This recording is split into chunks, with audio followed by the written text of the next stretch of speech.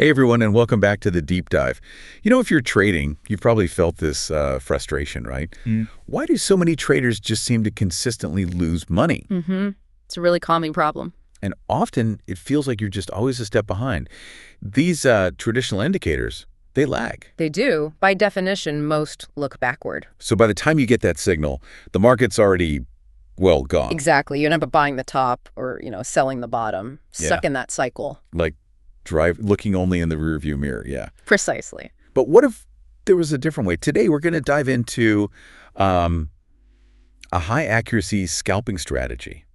It's designed, apparently, with 2025 in mind, aiming to get you sort of ahead of things. A more proactive approach. Yeah, exactly. We're going to break down how it works, step by step, give you a clear look at it. And hey, quick heads up, if this kind of deep dive, this tactical stuff, is helpful for you, please do like and subscribe to the EchoTrade channel and hit that notification bell too, so you don't miss out on future strategies and insights we share. Absolutely. And that lag problem you mentioned, it's fundamental. Right. These conventional indicators, they're built on past prices. So the signal comes, but the momentum might already be fading or reversing. Leads to bad entries or missed trades altogether. Exactly. Especially for scalping, where timing is, well, everything. It's a big hurdle. Okay, so how does the strategy try to overcome that? You mentioned it uses two custom indicators on TradingView. That's right. Two specific ones designed for, let's say, faster reaction. All right, what's the first one? The first is called Zero Lag Trend Signals. It's published by Algo Alpha. Zero lag trend signals. Okay. Yeah. And the key thing here is zero lag. It's not just reacting. It uses more predictive algorithm. Predictive. How so? Well, it often involves dynamic calculations that adapt much faster than, say, simple moving averages. The goal is to give you that early hint, like seeing just around the corner. Crucial for scalping. Absolutely. And visually, it's pretty straightforward. You get green arrows for potential bullish trends, red arrows for bearish reversals. Okay. And importantly, it also paints what's called a zero lag zone on your chart. Think of it like a colored ribbon. A ribbon. Yeah, or a shaded area. Green means the broader trend environment looks bullish. Red suggests bearish. It's a background confirmation. Got it. So arrows for the signal, zone for the context. What's the second indicator? The second one is Ultimate RSI, and this one's by Lux Algo. Ultimate RSI. Different from the standard RSI, though. Significantly different, yes. The standard RSI treats all price moves equally. Ultimate RSI, however, uses weighted inputs. Weighted inputs, meaning? Meaning it gives more importance to more recent or perhaps more significant price action, so it can react quicker, potentially more accurately, to the market's current vibe, its momentum. Okay, interesting. Do we need to tweak the settings? For this specific strategy, nope. You can use the default settings right out of the box. Its job here is really to work with the zero lag signals to pinpoint those entry points with better precision. All right, so we've got zero lag trend signals for the trend and early hints, and ultimate RSI for momentum and pinpointing entry. How do we actually use them together? Let's walk through a buy setup. Okay, sounds good. What's the absolute first thing we need to see? Condition number one, the zero lag zone, that ribbon we talked about, must be green. Green zone, that's the baseline. That's your baseline. Confirms you're in a bullish environment. If it's red, you're not even thinking about buying with this setup. Okay, zone is green. What next? Next, you look down at your ultimate RSI. You need both lines. There's an orange one and a white one to be above the 60 level. Both above 60. Why 60? 60 is generally seen as indicating strong bullish momentum. It's not just a little bounce. It suggests real conviction from buyers, filters out weaker moves. Makes sense. Strong momentum needed. So zone green, RSI lines above 60. Now what? Now you watch those RSI lines closely. The trigger, the precise signal to get ready, is when the white line crosses above the orange line. White crosses above orange. That's the trigger. That's the trigger. That specific cross tells you the short-term momentum is accelerating upwards within that already strong context. And when do we actually enter the trade? Yeah. Right on that cross. Almost. You wait for the candle where the cross happens to close, and you enter on the opening of the next candle. Okay, enter on the next candle. Got it. What about managing risk? Stop loss. Right, crucial part.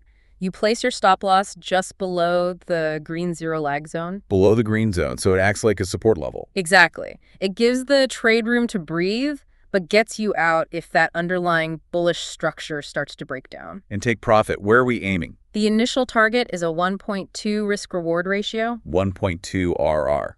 So if you risk $10, you aim for $12 profit. Precisely. It ensures your winners are mathematically larger than your losers, which is key for long-term profitability. Can you adjust that? Yes, absolutely. If the trend looks really strong, you definitely have the option to trail your stop loss or your take profit level to potentially capture more of the move, but 1.2 is the initial target. Okay, that's a really clear blueprint for the buy side. Green zone, RSI above 60, white crosses above orange, enter next candle, stop below the zone, target 1.2 RR. You got it. So how does this translate to the sell side? Is it just the exact opposite? It's essentially the mirror image, yes. Same logic, just flipped. All right, walk us through it. First condition for a sell. First, the zero lag zone must be red. Confirms we're in a bearish environment, no red zone, no sell consideration. Red zone, check. Then the ultimate RSI. For sells, you want both the orange and white lines on the ultimate RSI to be below the 40 level. Below 40 this time. So 40 is the threshold for strong selling pressure. That's right. Similar to 60 on the buy side, being below 40 suggests significant bearish momentum and conviction. Helps filter out noise. Okay, red zone, RSI lines below 40. What's the trigger? The trigger is the white line crossing below the orange line on the ultimate RSI. White crosses below orange, the opposite of the buy. Exactly. Indicates that downside momentum is picking up. And entry is next candle again. Yes. Enter on the opening of the candle immediately following the one where the cross occurred. Stop loss for a sell, above the red zone. Perfect. Place the stop loss just above the red zero lag zone. That's your protection if the price unexpectedly reverses upwards. And take profit, still 1.2 RR. Still aiming for that 1.2 risk-reward ratio initially. And again, you have the flexibility to trail it if the downtrend proves strong and you want to capture more profit potential. Got it. Seems very symmetrical. It is, and that consistency helps with discipline.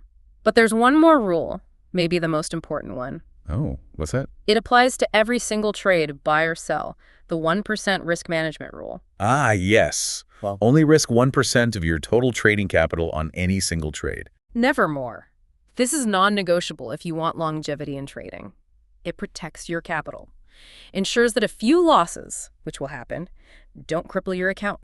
So simple on paper, isn't it? But so hard in practice sometimes. Why do you think that 1% rule is such a psychological hurdle for people? It's tough. I think there's impatience, right? People want big gains fast, and maybe a misunderstanding of probability. They think risking more on a sure thing makes sense. Or trying to make back losses quickly. Revenge trading. Exactly. But the real consequence of breaking that rule, it's devastating. A string of losses, which is statistically normal, can wipe out a huge chunk of your account, leading to panic, more mistakes. It's a downward spiral. So the discipline around that 1% is maybe even more critical than the entry signals themselves. I would argue yes. Risk management is paramount. Your strategy gives you an edge, but risk management keeps you in the game. That's a really powerful point. So for everyone listening, the big picture here with this strategy, it's about using these specific tools, following these clear rules, staying disciplined to try and sidestep those false signals, avoid buying tops and selling bottoms, and maybe, just maybe, lock in some higher probability trades more consistently.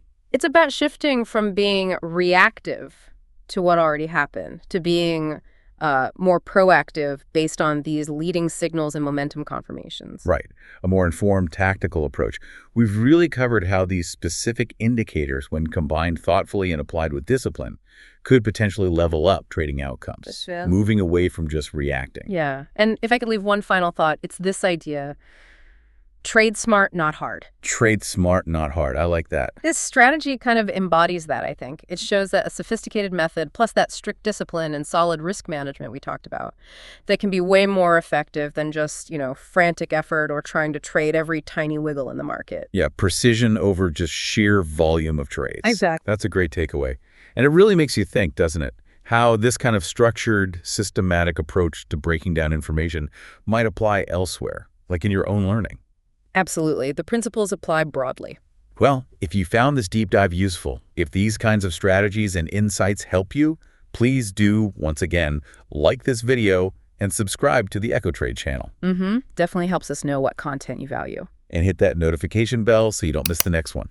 We've got more content planned designed to help you gain those valuable insights.